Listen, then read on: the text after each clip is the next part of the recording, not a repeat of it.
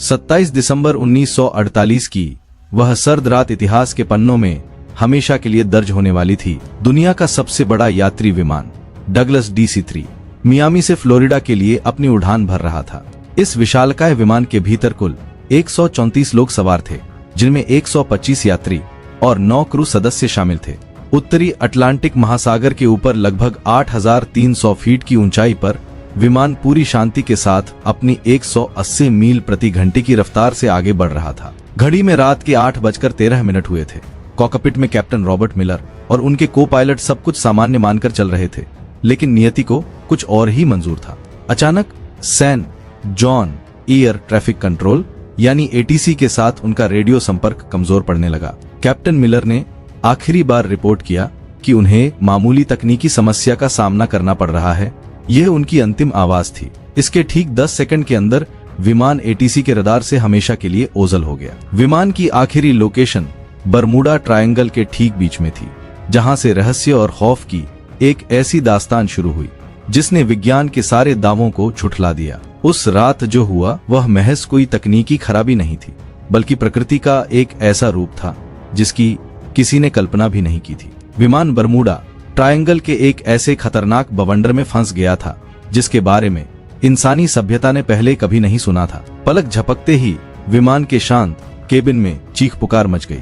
Captain Miller ने अपनी पूरी जांबाजी के साथ प्लेन को संभालने की कोशिश की, लेकिन तूफान की ताकत के आगे वे बेबस थे। बवंडर ने पूरे विमान को अपनी चपेट में लेकर किसी खिलौने की तरह हवा में घुमाना शुरू कर दिया। प्लेन के सारे इलेक्ट्रॉनिक उपकरण, कंपास और रडार पूरी तरह बंद हो चुके थे। विमान अब किसी इंसान के नियंत्रण में नहीं था, वह सिर्फ तूफान की विनाशकारी रफ्तार से अंधाधुंध उड़े जा रहा था। लगभग आधा घंटा उस जानलेवा बवंडर में जूझने के बाद जब विमान बाहर निकला तो सामने सिर्फ अंतहीन समंदर था। इंजन काम करना बंद कर चुके थे और प्लेन तेजी से नीचे गिर रहा था। तभी को पायलट को सामने एक अनजान द्वीप दिखा। मौत सिर पर थी।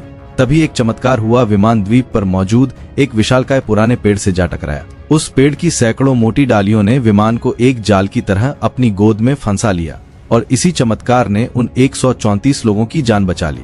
विमान के पेड़ में फंस जाने से लोग बच तो गए, लेकिन यह उनके दर्दनाक सफर की महज एक शुरुआत थी। विमान के मलबे के भीतर से कराहने और सिसकियों की आवाजें गूंज रही थी।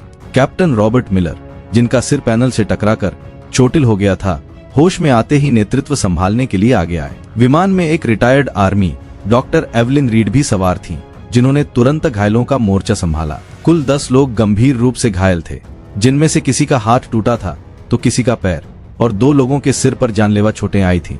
जब बाकी सुरक्षित लोग धीरे धीरे विमान से नीचे उतरे तो उन्हें एहसास हुआ कि वे किसी नक्शे पर न होने वाले एक अनछुए द्वीप पर आ फंसे हैं। चारों तरफ घना जंगल, अजीबोगरीब वनस्पतियां और एक ऐसी खामोशी थी जो रूह कंपा दे। उनकी सबसे पहली चुनौती थी प्यास। पूरे द्वीप पर दूर दूर तक किसी नदी या साफ पानी का स्रोत नहीं था।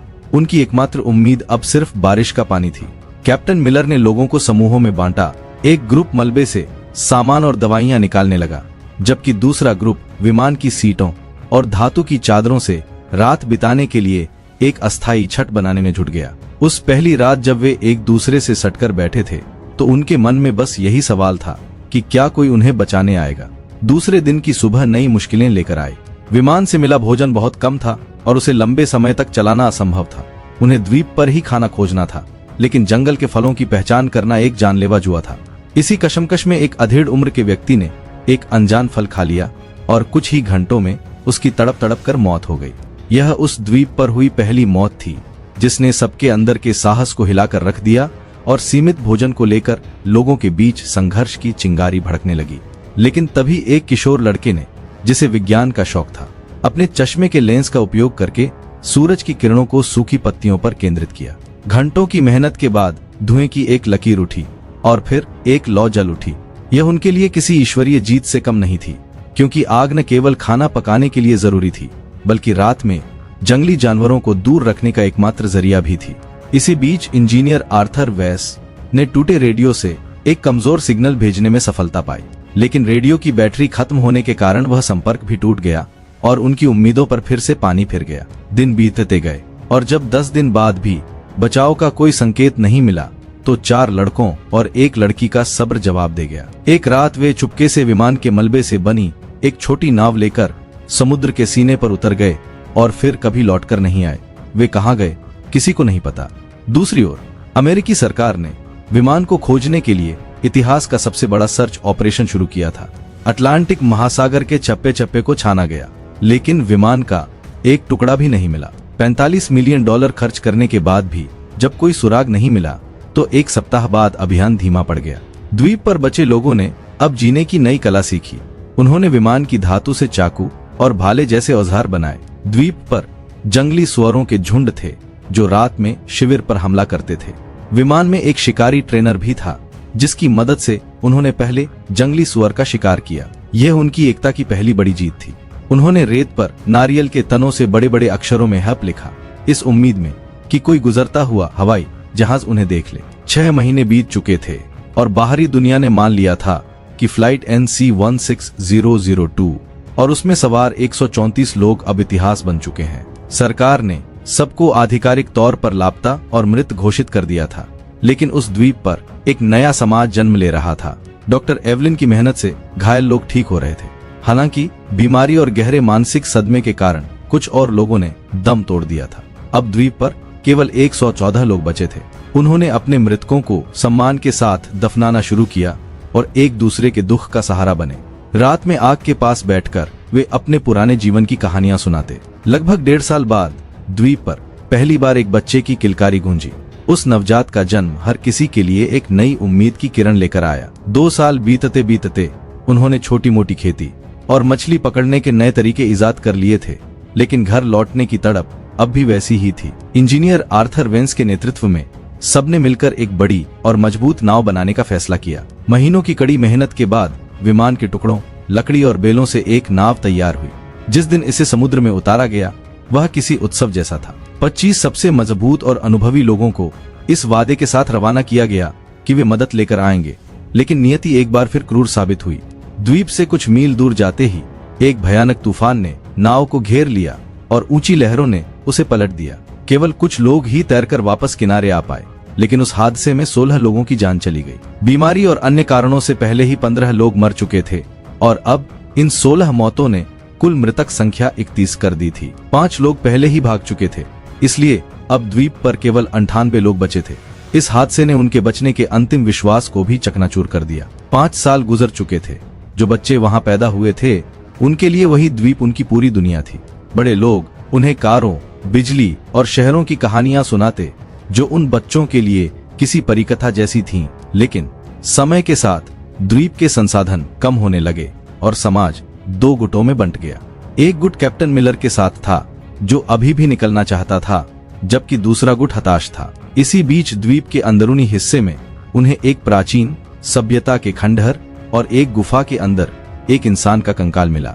उस कंकाल के पास किसी पुराने विमान का धातु का टुकड़ा था, जिससे यह साबित हो गया कि वे वहां फंसने वाले पहले लोग नहीं थे। बरमूडा ट्रायंगल का श्राप अब उन्हें सच लगने लगा था। 7 साल के अंत तक तनाव और बीमारियों के कारण 16 और लोगों की मौत हो गई, जिससे उनकी संख्या घटकर केवल 82 रह गई। 8वें साल की एक दोपहर द्वीप पर एक भयानक चक्रवात आया, जिसने उनके सालों के बनाए आश्रयों और फसलों को तहस नहस कर दिया। वे खुले आसमान के नीचे कांपते हुए अपनी मौत का इंतजार कर रहे थे। चक्रवात के कुछ हफ्ते बाद ही एक विनाशकारी भूकंप आया, जिसने द्वीप की जमीन को हिलाकर रख दिया। लेकिन यही विनाश उनके उद्धार का रास्ता खोलने वाला था। भूकंप के कारण विमान का वह मलबा सालों से एक ही जगह पड़ा था, वह खिसक गया और उसके नीचे दबे कुछ पुराने तार बाहर आ गए। किसी को नहीं पता था कि यह छोटी सी भौगोलिक हलचल उनकी 9 साल की पीड़ा का अंत करने वाली है। भूकंप के कुछ दिन बाद आर्थर वेंस मलबे का निरीक्षण कर रहे थे, तभी उन्हें वह पुराना रेडियो एक नए कोण पर पड़ा दिखा। उसी समय वैज्ञानिकों के अनुसार अंतरिक्ष में एक तीव्र सौर तूफान उठा, जिसने पृथ्वी के चुंबकीय क्षेत्र को प्रभावित किया। आर्थर ने जैसे ही रेडियो का स्विच दबाया, 9 साल में पहली बार उसमें से खरखराहट की आवाज आई। कांपते हाथों से उन्होंने तार जोड़े और रेडियो की हरी बत्ती जल उठी। आर्थर ने चिल्लाकर माइक पर कहा, मेडे मेडे मेडे, यह फ्लाइट NC-16002 है। हम 9 साल से एक द्वीप पर फंसे हैं। मियामी ATC में जब यह संदेश सुना गया तो सन्नाटा छा गया। ऑपरेटर को लगा कि यह कोई मजाक है। लेकिन जब विमान का रजिस्ट्रेशन नंबर और कैप्टन का नाम बताया गया तो तुरंत रेस्क्यू ऑपरेशन फिर से शुरू कर दिया गया। 9 साल पूरे हो चुके थे। एक सुबह उन 82 लोगों ने क्षितिज पर एक धब्बा देखा जो धीरे धीरे बड़ा हो रहा था। वह अमेरिकी नौसेना का जहाज था। उस जहाज को देखते ही 9 साल का सारा दर्द आंसुओं के सैलाब में बह गया। लोग खुशी से चीख रहे थे, एक दूसरे को गले लगा रहे थे और रेत पर दौड़ रहे थे। जब बचाव दल द्वीप पर उतरा तो वे वहां का दृश्य देखकर सन्न रह गए। जिन्हें दुनिया 9 साल पहले मृत मान चुकी थी, वे आज उनके सामने खड़े थे। यह इंसानी इच्छा शक्ति की सबसे बड़ी जीत थी। उन 82 लोगों की वापसी ने पूरी दुनिया को हिलाकर रख दिया। परिवारों का मिलन इतना भावुक था कि उसे शब्दों में बयां नहीं किया जा सकता।